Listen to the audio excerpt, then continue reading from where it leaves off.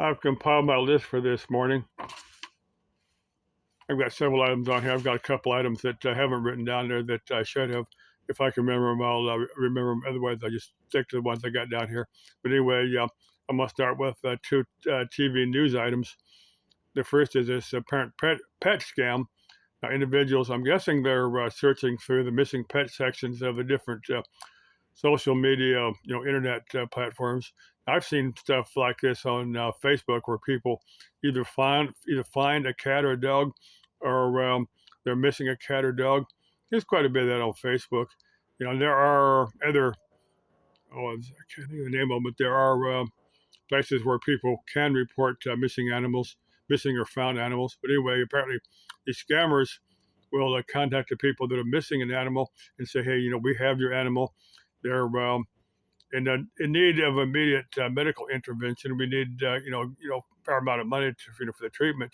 Hey, if you're the victim of one of these, hey, I think for me personally, well, I don't have a pet at this time. I've had, dogs, over my lifetime, a handful of pet dogs. To me, at that time, the present time, I don't have room for a dog, so I don't have a dog. But anyway, if I were the victim of if someone had contacted me, I'd say, hey, look, I want to meet up with my pet. I want to make sure that is my pet. And I want to talk to the doctors that are in charge of this and just find out. I said, I might want to take my pet. I might want to find another institution to treat my animal. Or, in my case, I'd probably just mess with them, ask them a lot of stupid questions because I've messed with a few scammers that way. And finally, at a certain point, they just give up. I've covered that before. I'll cover that again. A couple of the scammers I just messed with, and at a certain point, they just give up on me. They figure they're not gonna get anywhere with me. Okay, the next thing I want to cover is for the Pima County sheriff. The Pima County sheriff. Don't remember his name. Now, I'm sure you can find interviews where he's given. But this is a guy head of the. Well, that's where this is related to this Nancy Guthrie case. The lady's still missing, and being the fact that it's been going on for about 2 months now, just doesn't look good for for Nancy Guthrie or the Pima County sheriff. The fact that they haven't got any clues. Now apparently the Pima County Board of Supervisors and this guy's the officers within his administration have filed no confidence votes or charges against this guy. Now early on in some of the interviews, I watched them and I said, I just wonder how competent this guy was for this one way he's giving some of these interviews. Now there's initially they'd gone in and had searched the home. They'd released it back to the family, and then maybe 3 or 4 days later, they'd go in and done another investigation. They'd done that 2 or 3 times, and I was thinking to myself, why doesn't the Pima County Sheriff just compile a game plan? This is how we want to conduct conduct one investigation of the house, get all the information that they want, and then at that time, release it back to the family. Because once the family goes back in there, they're going to potentially contaminate or destroy evidence. So you'd think they would want to go in, get everything they want, and then release it and be done with it. The fact that they did this over 2 or 3 different investigations made me think. I just wonder how competent is the sheriff or the particular officers behind this investigation were. Just my thoughts on this. Just wonder how, if they knew what they were doing or not. That was my thought on this. Let's see. I'm gonna get to Mein Kampf here in a couple of minutes. That's a book, written by Hitler. I'm gonna cover that because I was watching a video a little bit ago on Mein Kampf.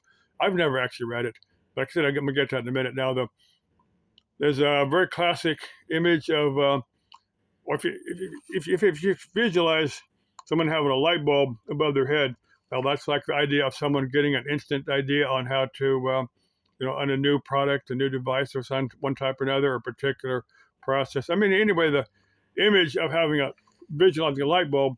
Now, even if you go back to Edison, well, Edison didn't really invent the light bulb; he perfected it, or him and his team of. Because Edison was real good about exploiting other people's ideas. Edison, a lot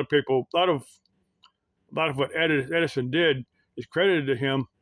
A lot of what Edison did was invented by Nikola Tesla. Edison exploited a lot of Nikola Tesla's work. But anyway, but Edison's team, because he had people working for him that sweatshops and stuff. But Edison took because other people had tried to make a light bulb. They had put different types of metals, cotton fiber and carbon fiber, inside of sealed glass containers, and Edison just kept playing around with it until he finally he took tungsten, particular way that you treat tungsten to actually create a light bulb. The original incandescent bulb, that's where they're made. They're made out of tungsten. But anyway, the idea of an idea coming just from a light bulb on top of your head, that's really irrelevant to actually coming up. Oh, you know what I'm trying to say here, I hope. I'll make another video on this. And let me get to back to Mein Kampf. The Kampf is like that's a German word for fight or struggle. It's Mein Kampf is my struggle, my fight. That's a literal translation of Mein Kampf. But anyway, there's apparently people still buying the book, and this one guy's video was on who actually profited from from the sale of the book from when Hitler first published it to apparently there are publishers still printing the book. It's still in print. I mean, some parts of the world's banned. Here in the United States, we got like freedom of the press and stuff, so it's you're free. There's English language translations of Mein Kampf. I'm gonna get to a story that was on the Waltons here in a couple of minutes, but anyway, apparently there's some groups that I'm guessing the book is like in the public domain now, where they can publish it free of any copyright. Because it's been quite a number of years since Hitler first published it back in the 1920s, so it's I guess I'd put it over over 100 years old. Because Hitler was in prison back in 1923, and that's when he wrote the book, when he was in prison. But anyway, okay, let me cover the Waltons. That was a TV show. It went from the early to late 70s. I watched it as a kid and as a young adult. It was a very good show. But anyway, that's roughly the time period. There was a real family. It was loosely based upon a real family. John Boy Walton, might have been author. That he apparently had the guy that was John Boy, the guy that that actually written the script for the show, actually was an author. But anyway, this is back in late 1930s when Hitler and the Nazis were burning a bunch of books. The guys up on Walton's Mountain said, "Well, look, we don't like what Hitler's doing. We're going to burn a bunch of books in German." So that there's all and John Boy, stood up and said, "Wait a minute, what you're doing is wrong." The whole, what she said, "What? Look, what Hitler and the Nazis are doing is wrong. What you're doing is wrong. Just burning books because you don't understand them." Anyway, there was one lady. She'd lived, among the, she'd been a member of the, that Walton's mountain community for a long, long time, but she did speak German. And John Boy handed her a book, and he said, "Ma'am, I know you speak German. Hey, translate this book." And she started reading the book and said, "In the beginning, God created the heaven and the earth." It was I think it was that one that Martin Luther had, because Martin Luther had he got in serious trouble with the Catholic Church for I mean you can still find Lutheran Bibles.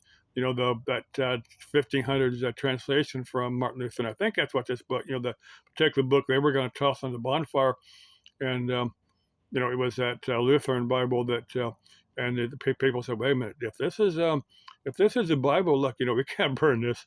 So they went to this lady and they said, "Look, they handed her all these books in German. They said, "Look, we're not going to burn these. We've kind of come to our senses. This what we're doing here is kind of stupid." They said, "Ma'am, would you keep these books for us, including this German language Bible?" She said, "I'd be glad to." And I thought this was very, very interesting. Now, at some point in time, I'll probably get a copy of Mein Kampf. I'll probably download it off the internet and just slowly read it.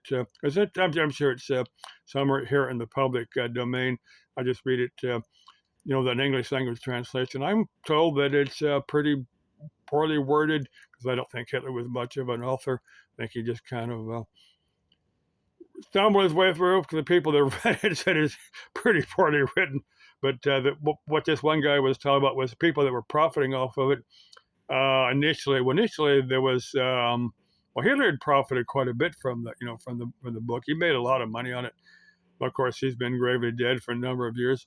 There's apparently a number of institutions that have taken any profit they made from it and given it to like some of the Jews, the families of the Jews that were murdered in the concentration camps. That's kind of what they were doing. That's kind of what this guy was saying. That's what they were doing with money that they were making from Mein Kampf. I'd also like to read Karl Marx's book, The Communist Manifesto, just so that I understood it. I'm a bit of a student of history. Wouldn't really call myself a history nerd, but some aspects of history are, I do find of interest. I'm not of a communist mindset. I'm not of a Nazi mindset, but I do kind of try to understand the mindset of people that do follow that. Another book. I'm going to do this as a separate video. Now I've commented on this book and had it at times because initially I just put the book down and didn't read it. I didn't finish it. Hang on, this is Life Behind the Wall. The wall being the Berlin Wall. The book ends right at the time of not only but it was a collapse of the Soviet Union. This happened back in the late 80s. The Soviet Union collapsed, and then the Berlin Wall fell. If you hear that it's a British group, Pink Floyd. Their music video and the Wall. That's that's what that song was based upon, was the Berlin Wall. But anyway, that particular book ends at the time of the fall of the Berlin Wall. I'm going to cover that in a separate video because it's a very, very interesting story. It's fiction, but it's interesting, or what I found interesting, and certainly worthy of a video all of its own. Just kind of recap the events of I'll probably need to, because I said I started this book. I first bought it. God, I probably had this book 8 or 10 years. I got it at Goodwill for $3 or $4. I find a lot of books that I buy books cheap. I buy books used cheap. But, I'll like the title. I'll read for a few pages of it, and then I'll get into it and say I just completely disagree with it, hate it, and I can't finish it.